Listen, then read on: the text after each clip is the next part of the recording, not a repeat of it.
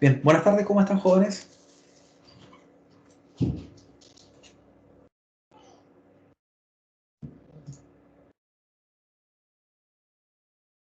Bien, vamos a dar inicio entonces a la sesión de hoy. Ya para los que están presentes, ¿cierto? Quienes están uniéndose a la sesión, y también bienvenidos a los que van a ver el video posteriormente de la clase. La sesión de hoy, ¿cierto? Del día jueves 27 de agosto, vamos a retomar algunos ciertos puntos sobre lo que son las metodologías de auditoría, algunos estándares y normativas que se utilizan ¿cierto? En el ambiente de la auditoría informática, y también algunos sitios y organismos que nos sirven a nosotros como parámetros para ver, ¿cierto?, cuáles son los estándares actuales que se utilizan en el ambiente de la auditoría y ciberseguridad. ¿Ya? Eso corresponde ya a la primera unidad del curso, ¿cierto? Y que también va en paralelo con el capítulo 1 y 2 del curso de ciberseguridad, que estamos trabajando en NetACAD, y también los contenidos propios de la asignatura.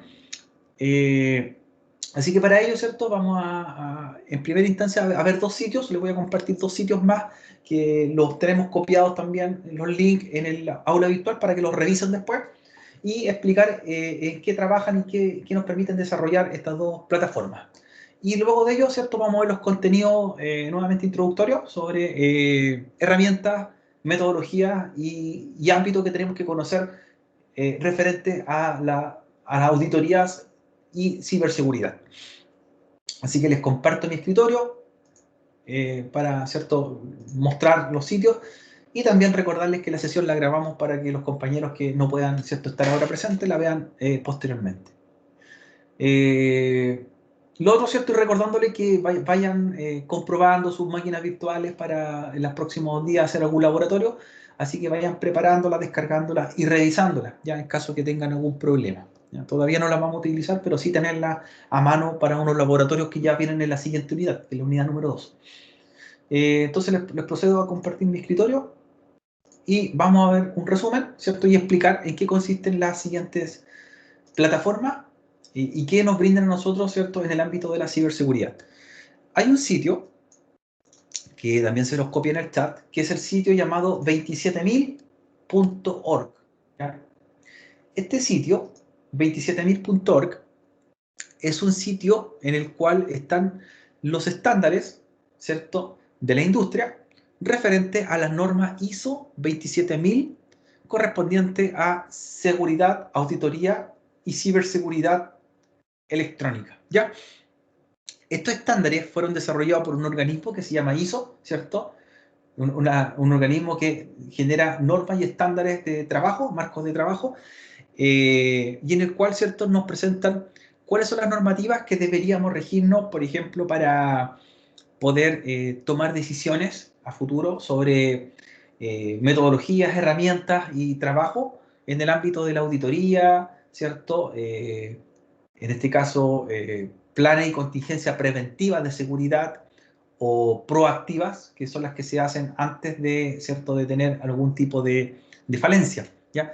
Así que vemos varios estándares, las normas 27000 con sus derivados, ¿cierto? 27001 hasta el 7 y superior al 7, son los estándares, ¿cierto?, que se van desarrollando y se han sido publicados para tenerlo al respecto, tenerlos como referente. Por ejemplo, hay dos estándares que estoy marcando por acá, que son importantes darle un vistazo, y entre ellos está, por ejemplo, el estándar ISO 27032. La norma ISO 27032 es una norma directamente aplicada a procedimientos forenses sobre ciberseguridad y sobre análisis y recopilación de datos. Hay otro también que es bueno dar un vistazo, que es el 27051, y tiene que ver con los estándares en las telecomunicaciones y la protección de los datos. ¿Ya? Así que ahí les mencioné varios derivados de la norma 27000, ¿cierto?, que se han ido incrementando bastante con el tiempo. ¿Ya? Han aparecido durante la última década bastantes normas y estándares de la industria. Así que ahí tenemos toda esta compilación de los estándares publicados, las normas 27000, correspondientes a diferentes aspectos de la seguridad, ciberseguridad, ¿cierto?, y auditoría. Así que este nos sirve como referente para ir viendo, ¿cierto?, qué es lo que está presente en el mercado. Estas normas también permiten que a futuro, cuando se crean certificaciones para un profesional del área de la seguridad, también se adecúen a estas tecnologías y también a lo que necesita la industria y en este caso las naciones, los países, ¿ya? Así que ahí tenemos un sitio, 27000.org, échenle un vistazo, vean los estándares. En Chile, ¿con qué estamos trabajando? En Chile también están unas normas, están revisadas, ¿cierto?, por el CISRT, el CIRT, que es el organismo que depende del Ministerio de Justicia y también del Ministerio de Subtel, de Telecomunicaciones. Entonces, en Chile también tenemos un organismo mucho más reciente, fue recién el año 2017 lanzado o presentado, el año 2018 se empezó a trabajar y el 2019 y 20 se están creando los primeros artículos. En Chile estamos recién recientes con respecto a organismos que sean, en este caso, derivados del Estado para manejar lo que es la privacidad de los datos y seguridad de la información. Pero si quieren tener un referente, tienen, ¿cierto?, lo que es el sitio 27000.org. ¿Qué también nos encontramos dentro de los sitios o links que les compartí, aparte de ¿cierto?, de este sitio que les va a servir para llevar a cabo proyectos? Si en algún momento, por ejemplo, en su proyecto título quieren orientarlo en su tesis a la que es ciberseguridad, les va a servir bastante esta plataforma para obtener, ¿cierto?, cuáles son los fundamentos legales o los parámetros que debemos regirnos para aplicar, ¿cierto?, seguridad de la información. Así que ahí tenemos el sitio recién mencionado.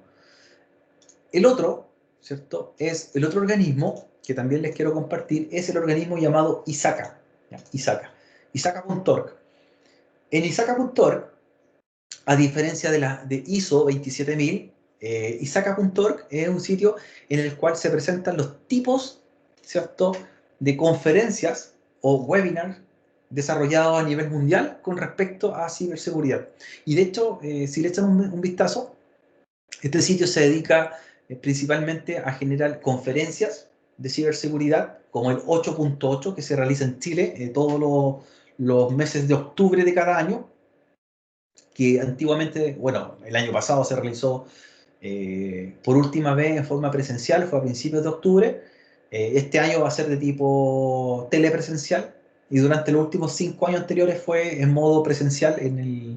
Se hizo en el Teatro Teletón, se hizo en el Teatro Oriente en Santiago, que era 2 días de charlas de ciberseguridad, organizado, ¿cierto?, por el organismo ISACA. Además, este organismo, ustedes pueden ver, ¿cierto?, qué charla o qué seminario o qué talleres hay en este momento en el mundo para poder inscribirse en ello. Hay conferencias, ¿cierto? Hay grupos de personas o entrenamiento personal si ustedes quisiesen tomar, ¿ya? Podríamos mencionarlo, clasificarlo como cursos personalizados que corresponden a entrenamiento sobre algún tipo de herramienta o plataforma de ciberseguridad. Hay entrenamiento online con cursos telepresenciales también. Y también, ¿cierto?, pueden registrarse para prepararse a una futura certificación. También para obtener en un futuro a corto plazo, ¿ya? Entonces, el sitio ISACA, como les comentaba, es un organismo también sin fines de lucro, preparado o en este caso apuntando a lo que son conferencias virtuales, ¿cierto?, a lo que son entrenamientos, preparaciones, cursos y también apuntar a lo que son certificaciones u obtener certificaciones de la industria, que hay varias clasificaciones de certificaciones. Por ejemplo, aquí aparecen algunas de ellas mencionadas. Está la certificación, la CISA, que es la certificación que un experto en seguridad obtiene para encargarse de la auditoría, ¿cierto? ¿Cómo recopilo información para hacer análisis informático, análisis de vulnerabilidades y cómo lo expongo? O sea, esa certificación me prepara como experto, dice Certificate Information System Auditor, una persona que recopila información, un analista de seguridad. Hay otra certificación que es la CRISC, ¿cierto? O CRISC, que es la certificación o preparación en un plan que prepara a un especialista para enfrentar lo que son riesgos y controles o contingencias de seguridad, ¿cierto? Esta certificación podríamos denominar que es como el especialista de primera línea que se enfrenta con los problemas directos, con ataques, y, ¿cierto? Y tiene que estar preparado, ¿cierto? Para ver los tipos de defensa que se presentan en ataques de tiempo real. Esa certificación. Hay otra que se llama la CISP, o CISM, Security Information Security Manager, Certificate Information Security Manager, y esta certificación es una preparada para el especialista que se encarga de los informes, ¿cierto? El que se encarga de administración de seguridad, pero orientado a informes, entregar informes de soluciones para empresas. La CGEIT es una certificación preparada para el especialista enfocado en el ámbito de empresas públicas o Estado, ¿cierto? Es como un especialista contratado para organismos del Estado. Defensa militar, por ejemplo, podría ser un especialista que se dedique al ámbito de la Fuerza Armada o que se dedique, por ejemplo, a trabajar en el Ministerio de Economía y generar buenas prácticas en cuanto a defensa de seguridad, pero en organismos, ¿cierto?, estatales. Hay otra que se llama Cyber Security Practitioner, que es una certificación que prepara a un especialista para capacitar, ¿cierto?, a otros futuros especialistas. Es una certificación que me prepara como instructor, ¿ya? Instructor para capacitar, generar entrenamiento, etcétera, a otros futuros profesionales o especialistas de un departamento de seguridad. Y la última que vemos acá abajo, la CDPSE, la Certificate Data Privacy Solution Engineer, esa certificación es orientada netamente a la protección de datos, ¿ya? De datos de tipo datos fijos o datos en tránsito, ¿ya? Orientada a especialistas que se dedican a trabajar en protección de base de datos, ¿cierto? O de protección de datos que van, ¿cierto? Son transferidos a través de la red. Entonces tenemos diversos perfiles y certificaciones para que en este caso ISACA lo entrega, obviamente dado un examen para poder optar a alguno de estos niveles, ¿ya? Todas estas certificaciones son de la industria, por lo tanto son requisitos para un experto en seguridad, en ciberseguridad, que las tenga y las obtenga, ¿cierto?, para trabajar en el área, ¿ya? Ahí se muestran también los organismos que son partners, ahí aparecen los procedimientos para obtener la certificación, los costos, ¿cierto? Ahí explican el material de estudio, explican cuál es el proceso de renovación de las certificaciones, se presentan varios aspectos en ese sentido, ¿ya? También en ISACA, como les comentaba, también están las formas de prepararme, tienen eventos en línea, preparación de exámenes que son, en este caso, simuladores para prepararme alguna de las certificaciones, entrenamiento virtual, ¿ya? Hay equipamiento, máquinas virtuales, ¿cierto?, para preparar laboratorios y, ¿cierto?, y experimentar para las futuras pruebas de certificación, conferencias, entrenamientos que son de semanas y entrenamientos on demand o webinars on demand, que son sesiones que ya fueron grabadas y uno las puede revisar posteriormente. Así que hay harto material, ahí como les compartía en ISACA, este es un vistazo, ahí están las certificaciones y hay un desarrollo un poquito mayor, una explicación de qué es lo que hace cada una o a qué papel o aspecto es el que apunta, ¿ya? Así que tenemos distintos tipos de certificaciones para que ustedes en algún momento ojalá la obtengan y vean a dónde tienen que apuntar. Hoy en día hay si ven, hay mucha información sobre cursos y certificaciones del ámbito de la ciberseguridad, pero no todos tienen validez. Eso es importante destacarlo. No todos tienen una validez que es reconocida por los gobiernos o por la empresa, ¿ya? Entonces yo puedo hacer un curso, ¿cierto? ¿Cierto?, en un organismo online X y quizás no me da validez y me gasté mi dinero. Entonces es importante que sepan cuáles son los organismos que en este caso me muestran cuáles son las certificaciones que tienen sí un peso real en la empresa y en el gobierno y que me preparan a mí como un profesional con herramientas sólidas, ¿ya?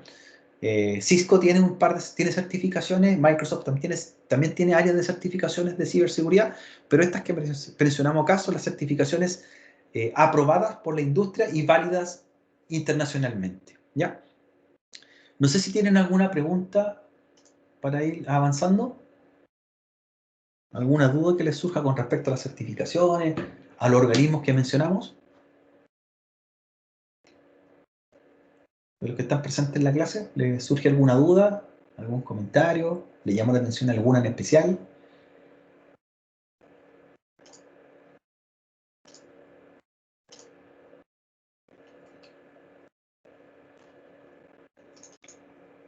¿Algún comentario, jóvenes? ¿Les pareció alguna interesante, cierto? ¿O los contenidos que tratan?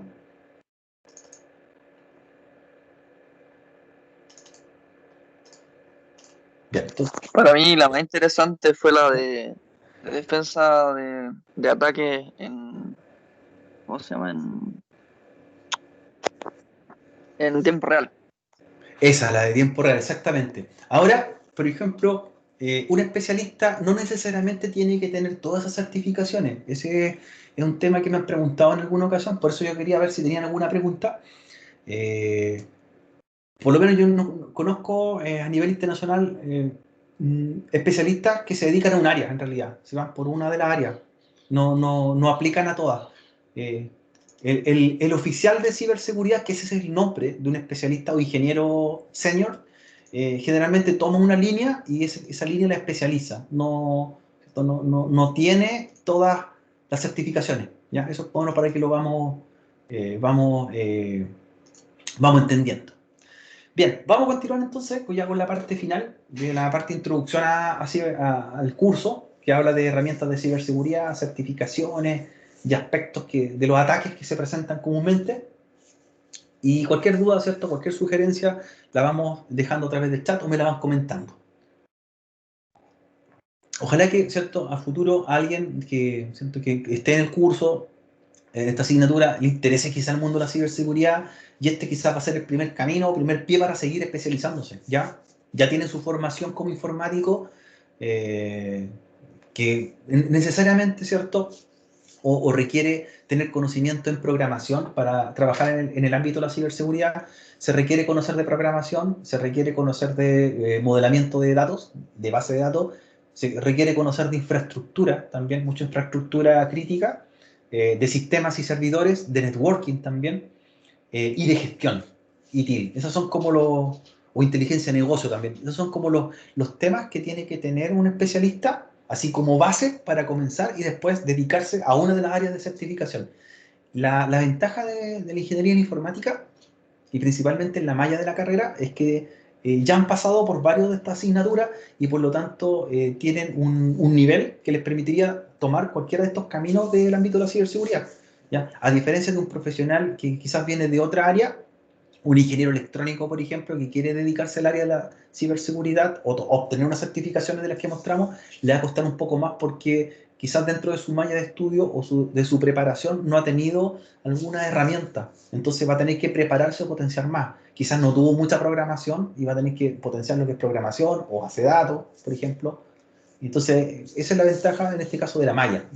Para que ustedes, ya que están en los últimos años de la carrera, vean quizás y definan si va a ser su perfil laboral a futuro. ¿Ya? Y la cantidad de especialistas, como les dije en algún momento, es bastante alta.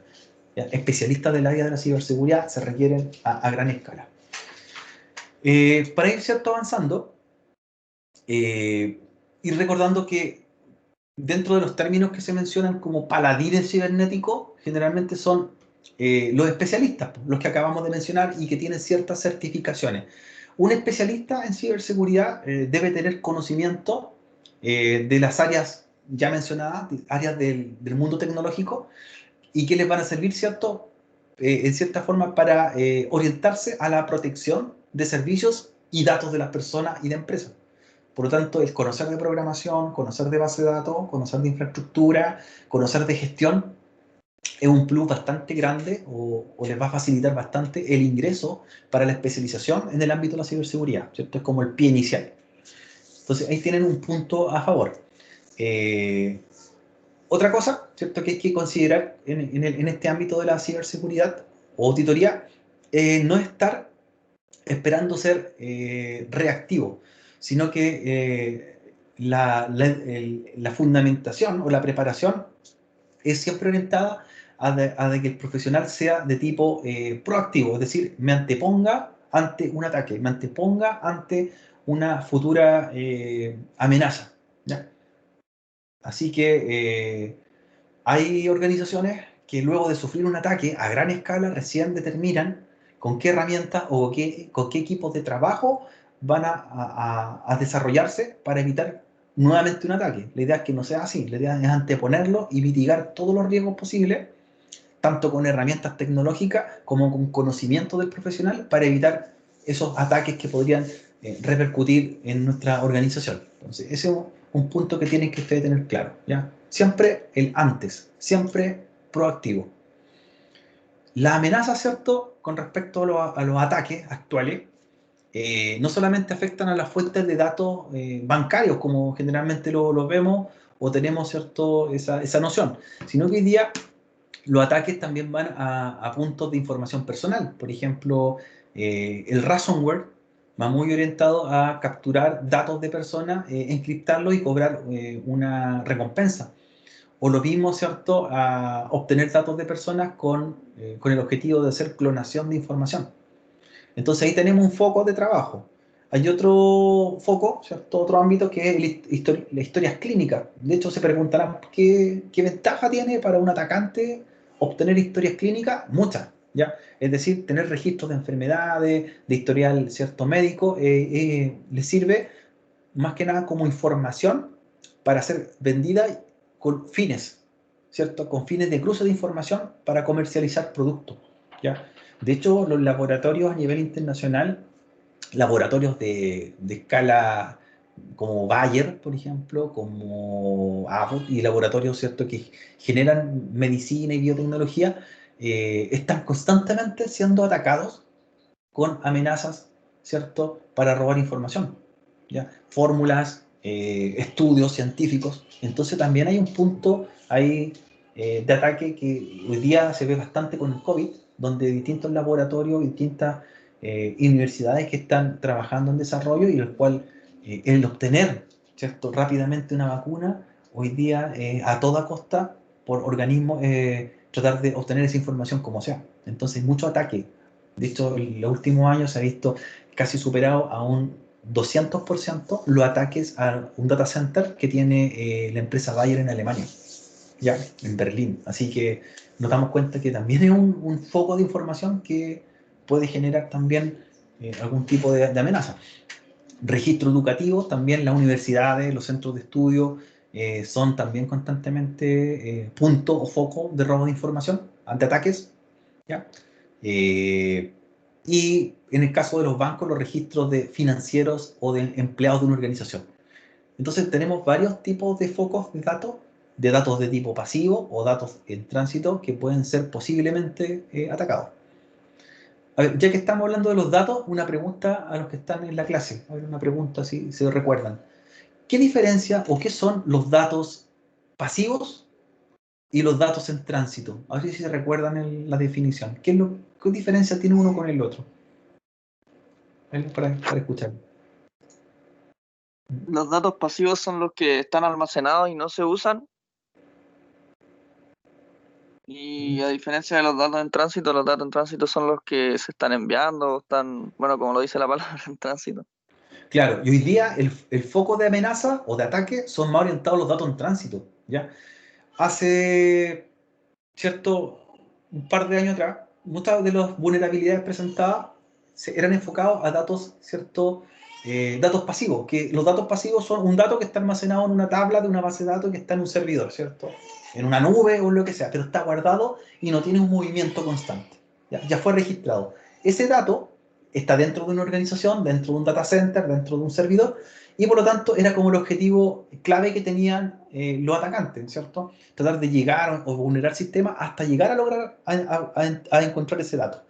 Luego este mecanismo de ese ataque ya fue dejando de lado. De hecho, las estadísticas indican que de 10 ataques de datos, hacia datos corporativos, en el año 2010, 6 de ellos eran orientados a datos pasivos, ¿cierto? O datos estáticos.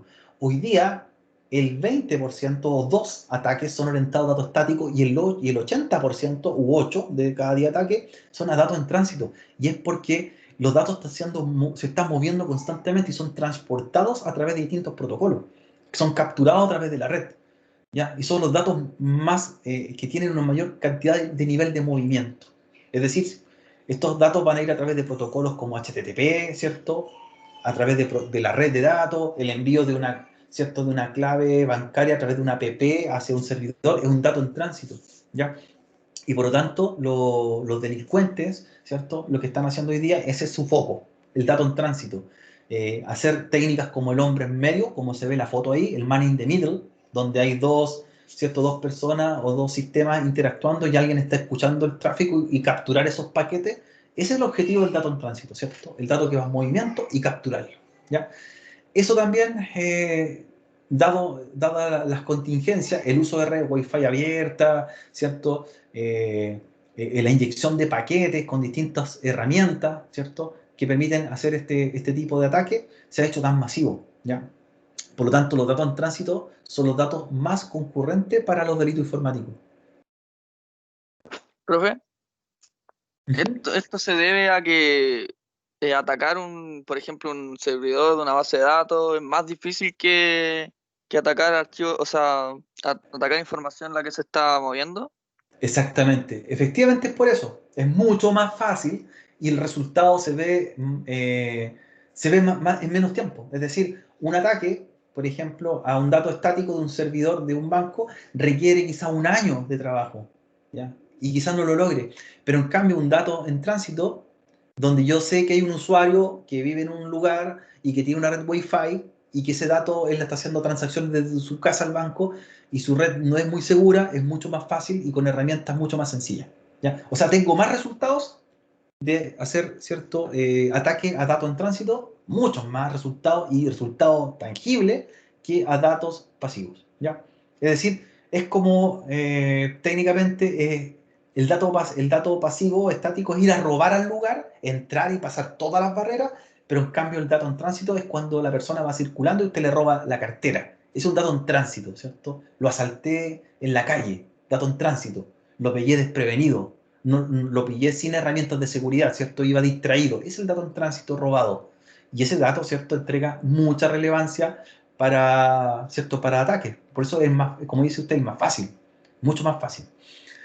La amenaza, ¿cierto? También, aparte de los datos en tránsito y los datos pasivos o datos fijos, hoy día se han ido a otros entornos laborales, por ejemplo, al área de la manufactura. Hoy día, dada la automatización, recuerden que la automatización no solamente consiste en los trabajos que se hacían en forma manual y con un humano de por medio, hechos por máquinas, también requieren conectividad y por lo tanto hay redes para líneas de producción. Hay unas redes llamadas SCADA, como aparecen ahí. Y esas redes, ¿cierto?, están mandando datos o parámetros, ¿cierto?, hacia servidores.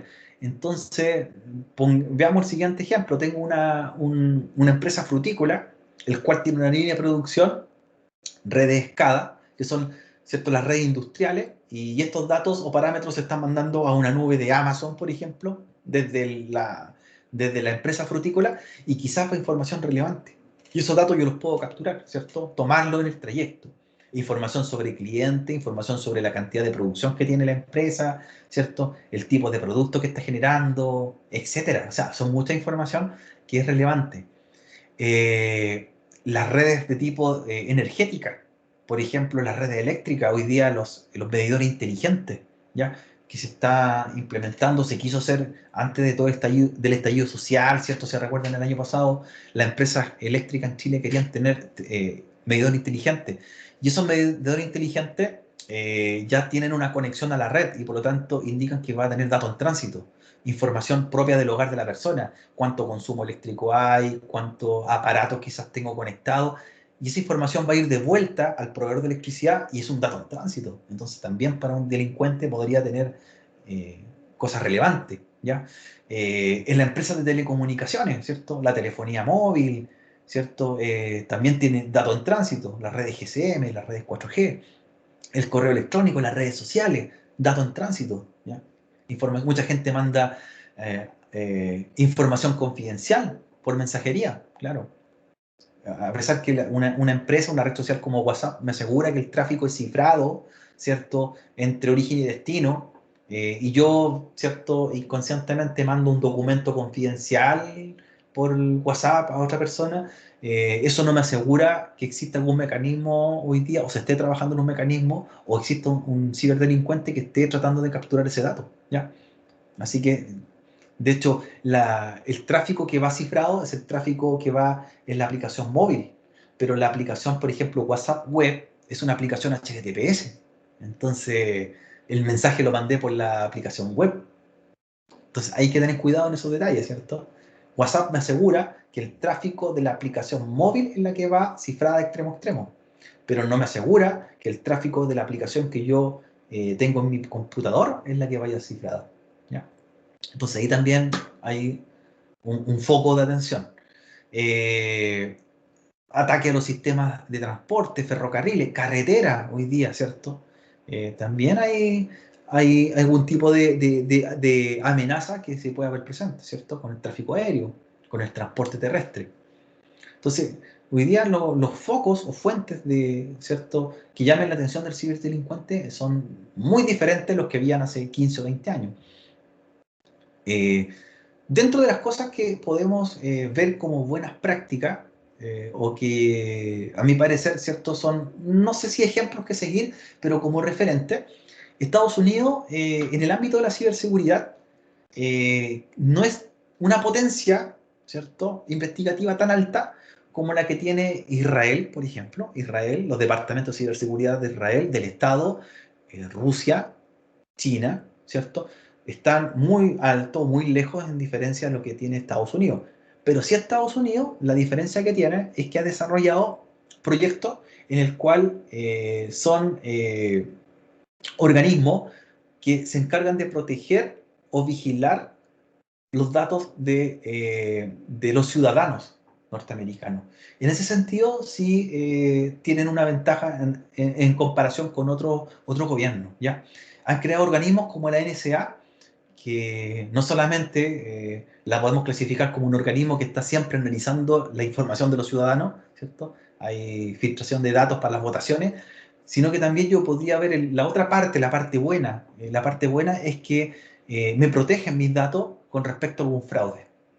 Eso quiere decir que, por ejemplo, si nosotros tenemos un fraude electrónico en Chile, yo soy cliente de un banco y tengo un robo físico de una clonación de tarjeta, por ejemplo, me robaron físicamente mi tarjeta, mi clave de coordenada y se ocupó con un fin malicioso, el banco en alguno de los casos no va a responder, ¿cierto? No va a responder por ese delito, ¿ya? Sino que va a responder por el delito que se hizo mediante una transacción electrónica, no por una transacción física, ¿cierto? Entonces hay que tener ciertos cuidados. En Estados Unidos, la NSA se encarga de proteger a los ciudadanos, en este caso, por ejemplo, en el mismo ejemplo de un robo, si a mí me robaron una tarjeta y me hicieron una transacción, el banco no solamente me va a proteger, sino que en este caso el gobierno norteamericano me va a defender para poder ver y analizar y estudiar cuál fue el delito y encontrar a los culpables y que tengan una penalización. Entonces, en ese sentido es positivo, por eso los tomo como referente en ese ámbito. ¿Ya? Se encarga la NSA, el Organismo de Seguridad Nacional de Estados Unidos, de no solamente recopilar y hacer vigilancia de los datos que circulan por los ciudadanos, sino que también de protegerlos en el caso de algún delito, pedofilia, robo, etc. ¿Ya? En Chile no es así. En Chile la única protección que tenemos de nuestros datos, que quien nos protege somos nosotros mismos, hoy día en la actualidad. ¿Ya? Yo me protejo de mis tarjetas, yo me protejo de mis transacciones. Y si el banco en algún momento me trata de proteger, nunca va a ser al 100%. Y tampoco no puedo presentar toda esta información para hacer una querella a un ministerio como el Poder Judicial porque el Estado no me está protegiendo mis datos, ¿ya? Entonces, falta eso aquí, por lo menos en Chile. Ahora, con respecto de la amenaza, ¿cierto? Eh, no solamente nos vamos a encontrar con ataques referentes a externos, ¿cierto? Como los que comúnmente vemos, que son ataques de terceros y que tratan de invadir o obtener cierta información de una organización o un organismo, sino que la gran parte de los ataques también nos encontramos de tipo interno, ¿ya? Empleados de una organización, usuarios internos que trabajen, partners contratados, gente que se trabaja por proyecto y que tiene acceso, ya sea de manera accidental o intencional, al robo de información, ¿ya? Eso quiere decir que alguien sí puede obtener información de la organización y compartirla con externos. Tomar una foto puede ser accidental. Por ejemplo, una oficina, una reunión, eh, una reunión no tan formal, alguien toma una foto, ¿cierto?, para tener un recuerdo, y justo en la foto atrás se proyecta un monitor de la oficina y hay un post-it, que son estos papelitos, ¿cierto?, pegados con información clave. Entonces la publicó en la red social. Entonces, accidentalmente está mostrando información de la empresa, ¿ya? Hoy se sacó la foto y aparece, ¿cierto?, el lugar donde trabaja. Aparece la camiseta o la camisa con el logotipo de la empresa, y eso está generando que yo internamente empiece a exponer información de dónde trabajo, ¿cierto?, dónde estoy, información quizás confidencial. Los ataques externos, ¿cierto?, requieren un trabajo distinto, ¿cierto? Los ataques externos requieren pasar ciertas vulnerabilidades, y ahí se presentan la explotación de vulnerabilidades, ¿ya? Ahí ya requiere atacantes más expertos, hay atacantes aficionados, y necesita quizás ingeniería social para poder acceder a la información. Ingeniería social, ¿cierto? Conociendo a alguien que trabaje en el lugar, tratar de hacer pasar por otro perfil, claro, y para leer sus redes sociales, y desde ahí tomar ese gancho, ese nexo con esa persona, y desde ahí tratar de entrar a la organización, ¿ya? Esas son amenazas externas, ¿ya?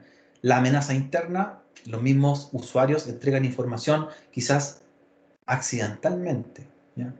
Accidentalmente. Así que tenemos dos tipos de propagación de la información. Esto es ya muy común, ¿cierto? Esto está pasando día a día, las vulnerabilidades, ¿cierto?, referente a los dispositivos móviles. Hay una forma de trabajo que se llama el Bring Your Own Device, ¿ya?, el BYOD. Esa metodología de trabajo la están implementando muchas empresas, la misma universidad, ustedes se dan cuenta que la hace, en la cual se permite que lleven equipamiento propio los usuarios de la institución.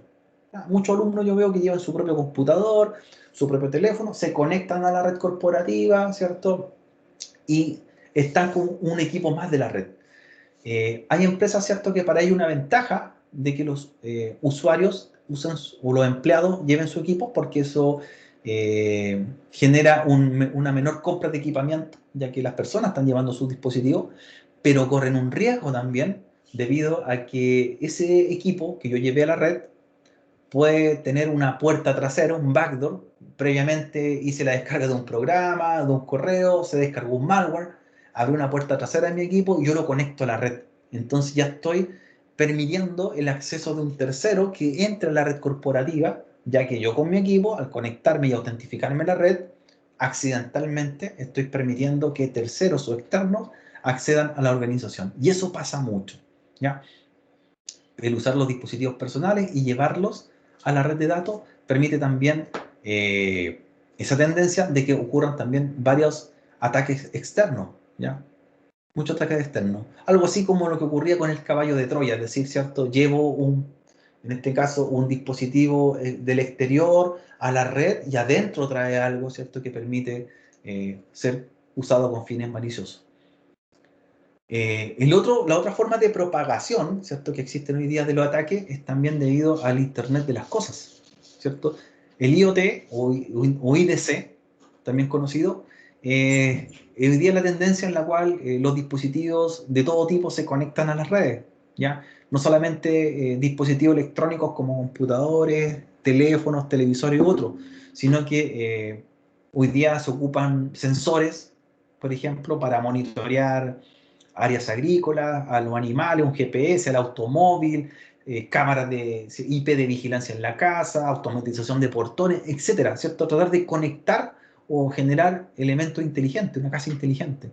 Entonces ahí aparece el Internet de las cosas. Y de eso también influye en de que llevas muchos datos en tránsito. Es decir, para mí es cómodo ver con una aplicación la cámara de mi casa o encender el aire acondicionado, pero también estoy llevando datos en tránsito al exterior, que también son un foco de propagación, ¿cierto?, de información. Así que hay otro ámbito que proteger, en el cual el IoT sería como un mundo aparte de la ciberseguridad, ¿ya? Ya que es un mundo bastante amplio y es de uso común. Es decir, hoy día comprarse un televisor que sea Smart TV, que tenga conexión a la red, ¿cierto? Es de uso bastante accesible. Y eso implica que no hay seguridad, quizás, en la transacción de información o datos que ese televisor está gestionando en la conexión a una red, ¿ya? Entonces ahí también un foco bastante grande de propagación.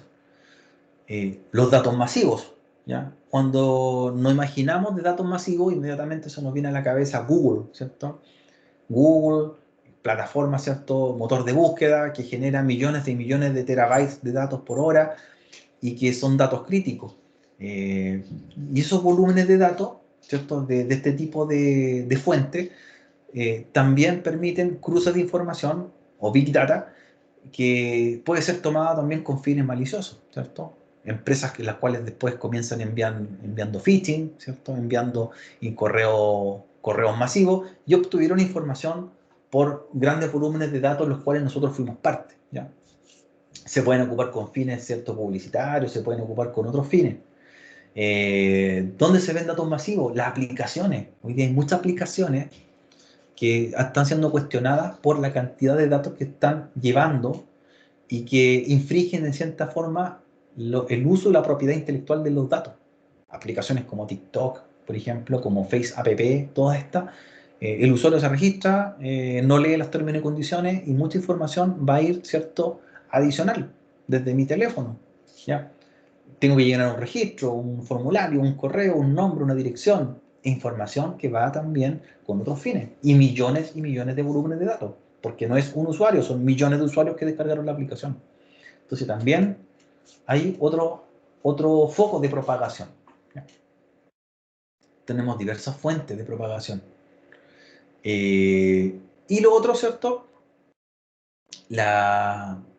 Los métodos, ¿cierto?, de ataque también no solamente están siendo apuntando a lo que son organizaciones, no solamente están siendo apuntados a lo que son robos de datos personales, sino que también los mismos gobiernos, ¿cierto?, están utilizando ingeniería inversa para poder, ¿cierto?, obtener con otros fines políticos, ¿cierto?, o comerciales, ataques para obtener información, ¿ya? Así que tenemos distintas formas o sofisticaciones de cómo se está trabajando la propagación de la información, ¿ya? Las guerras, ¿cierto? En un futuro, obtener información militar también va a ser un punto a favor para un país, por ejemplo, o ganar una guerra, un conflicto bélico, va a ser mediante robo de información, ¿eh? Robo de datos. Así que tenemos varios tipos de ataques. Hay uno que es bastante interesante, que es el que estamos mostrando, que hay un tipo de ataque que se llama la denegación de servicios telefónicos, que es un ataque nuevo. Nosotros conocíamos la denegación de servicios, la DDoS, ¿cierto? Que era un conjunto de ping que hacía Anonymous para, ¿cierto?, congestionar servidores de algún organismo, nación o empresa, con el fin de hacer un hacktivismo. Pero también está un tipo de ataque que se llama el TDOS, ¿ya? Ese, en Estados Unidos principalmente le ha afectado harto y tiene que ver con que se hacen ataques a las líneas o redes telefónicas, en este caso de telefonía IP, para organismos que deberían prestar emergencias o ayuda, por ejemplo 911. ¿Qué objetivo? ¿Cierto? Se le mandan ataques a las centrales PBX, que se las voy a escribir, las PBX, que son las centrales telefónicas digitales de estos data centers del 911, en los cuales congestionan sus redes de llamado para... ¿Y qué problema entregan a futuro? Que alguien cuando quiera hacer una llamada real no va a poder, pues, una llamada de emergencia, porque están ocupadas las redes, ¿cierto?, de datos, ¿no? Es como aquí congestionaran el 133, por ejemplo, si hicieran congestión de tráfico. Eh, Así que hay un tipo de ataque que también se está presentando hoy día en ese tipo de organismos. Eh, Las amenazas también, ¿cierto?, de la ciberseguridad no solamente se destacan por ser especialistas técnicos que hacen ataques, sino también hay un tipo de ataque que es hecho por los script kiddie, ¿ya? Los script kiddie se refiere a jóvenes, adolescentes o personas que no tienen un conocimiento muy particular o muy amplio de tecnología referente a la seguridad, pero sí ocupan herramientas que están hechas, es decir, bajan programas y con programas se ponen a hacer ping, ¿cierto? Con programas se ponen a hacer análisis de tráfico o con programas descargados se ponen, ¿cierto?, a generar algún tipo de amenaza, ¿ya?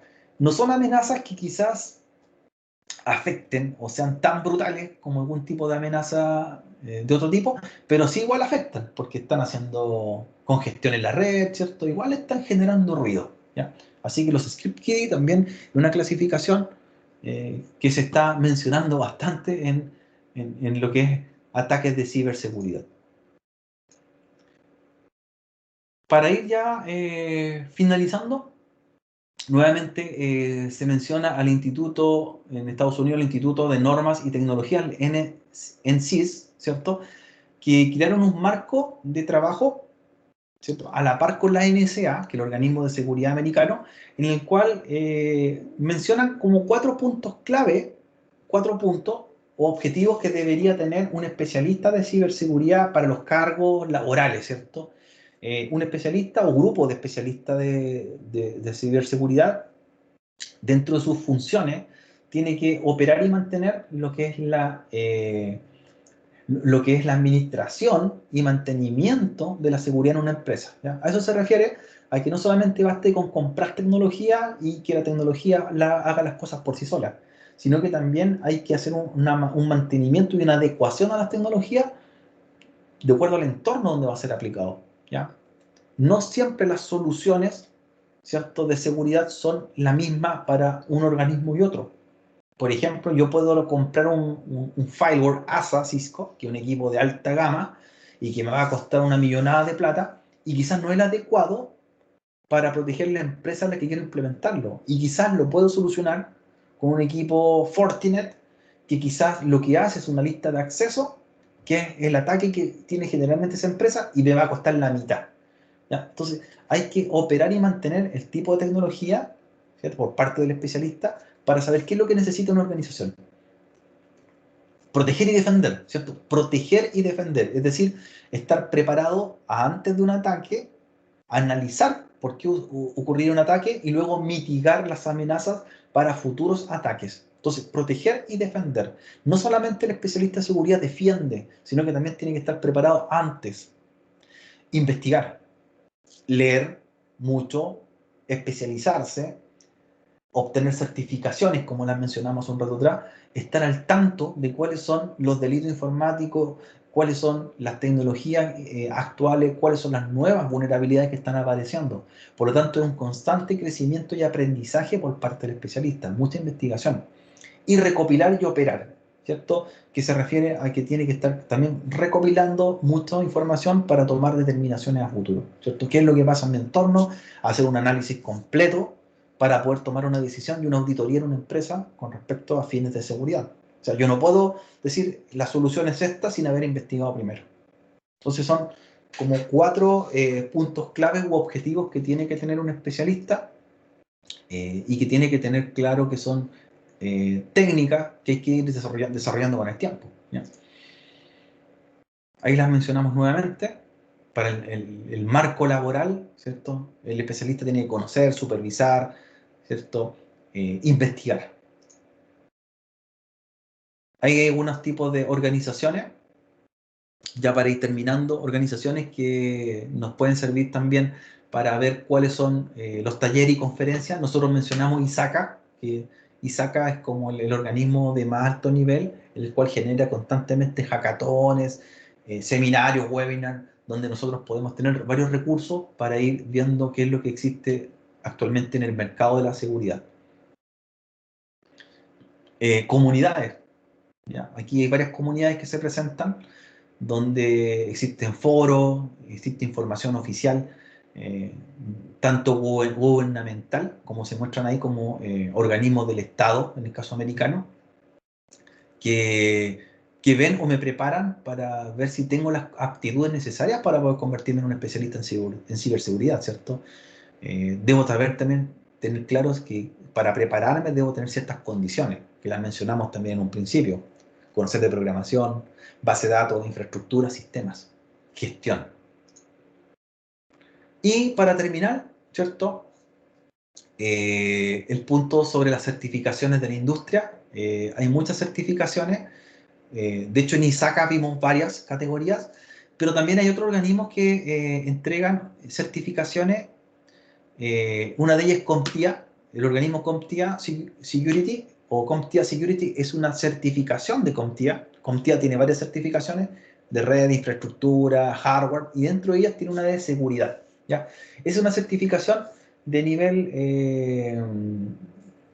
general, por lo tanto, esa certificación es para un especialista que trabaje en varios ámbitos de la seguridad, ¿cierto? En infraestructura, en gestión, en auditoría. Una certificación bastante completa, pero no profundiza mucho en algún tema en específico, sino que lo ve en forma global. Está la certificación, la CEH, la Certificate Ethical Hacker. Esa certificación también está en ISACA, se muestra, y es una de nivel medio para el especialista de ciberseguridad. Y esa certificación lo prepara para ambientes de pentesting, ¿cierto? Para hacer pruebas de vulnerabilidades. Hay otra que se llama la GSEC, la GIAC Security Essential. Es una certificación que es una buena opción para quien quiera entrar al mundo de las certificaciones de seguridad. ¿Ya? Una certificación de entrada. ¿Ya? Tiene bastante práctica, entonces eso lo hace bastante atrayente. Hay muchos laboratorios, muchas simulaciones para ponerme en escenarios de seguridad y cómo a futuro yo podría ya seguir especializándome. Y presentamos 3 tipos de certificaciones. Y después de los niveles más altos, ¿cierto? Están los CIS y los SIM. Ahí está nuevamente ISACA, ¿cierto? Donde presenta la certificación para administradores de seguridad informática. Esa certificación está pensada para a nivel empresarial, ¿cierto? Para los gerentes de sistemas, ¿ya? O los jefes de departamentos de seguridad de alguna organización. Y la CIS, ¿cierto? Es la que lo prepara como una certificación neutral que lo prepara tanto para trabajar en el ámbito público como en el ámbito privado, ¿cierto? Yo podría trabajar con esa certificación en el gobierno, en defensa, pero también podría trabajar en el sector productivo, ¿cierto? En empresas privadas.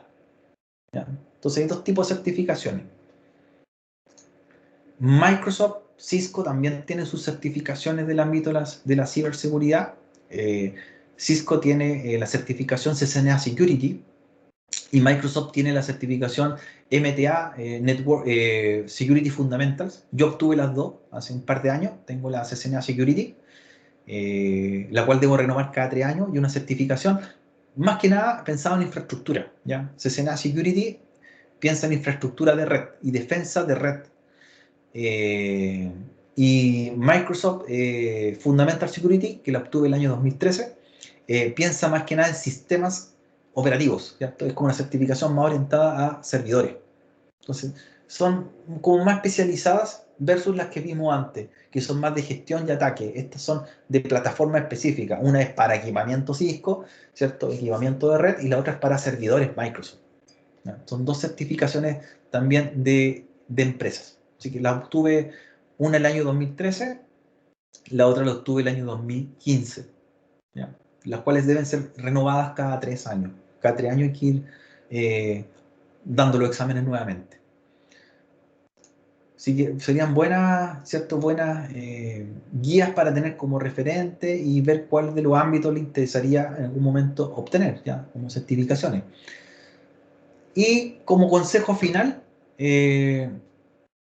para poder dedicarse a este mundo de la seguridad, estudiar harto, ¿cierto? Mucho estudio, mucha especialización, ¿ya? Hay que constantemente estar estudiando el ámbito de la ciberseguridad, ya que cambia constantemente, ¿ya? Vulnerabilidades diarias todos los días cambian. Certificaciones, es importante obtener las certificaciones que validen que usted es especialista en un ámbito de la seguridad. Oportunidades laborales, hay mucha oferta laboral y basta con entrar a plataformas como LinkedIn, ¿cierto? Como Index, Laborum, trabajando, y le van a ver, ¿cierto? Las posibilidades laborales que tiene con respecto a especialistas de seguridad. Y por último, como consejo, unirse a organizaciones, ciertos blogs, foros y compartir información al respecto para estar al tanto con otros profesionales, ¿cierto? Y apoyarse en ese sentido. Esos son como los tips para quien le interese trabajar en el mundo de la ciberseguridad y cómo potenciar más, ¿cierto? Sus aptitudes. Bien, jóvenes, estamos ya terminando la sesión, ¿cierto? Vimos varios puntos iniciales que hay que considerar antes de empezar a interiorizarse más en el tema, ver cuál es el panorama actual de la seguridad y cuál de los perfiles sería el más adecuado a seguir. No sé si tienen alguna pregunta más para ir terminando la sesión. ¿Alguna duda, pregunta?